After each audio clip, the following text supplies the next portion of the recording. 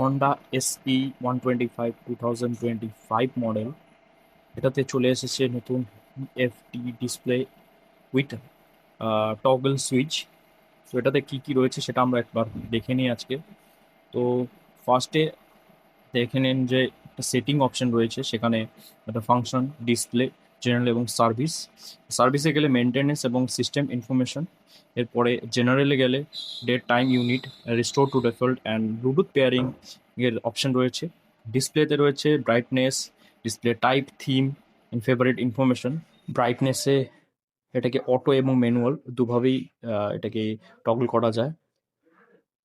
ডিসপ্লের মধ্যে বার এবং সিম্পল একটা অপশন রয়েছে, এবং লেফট এবং রাইটের সুইচগুলো দিয়ে এটার ডিস্টেন্স টু এমটি এবং ট্রিপ এ বি এসব সিলেক্ট করা যায়।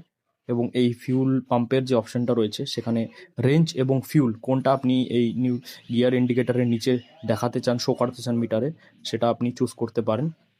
এবং ট্রিপ এ বি সেটাও এই টগল সুইচ দিয়েই চুজ করতে হবে।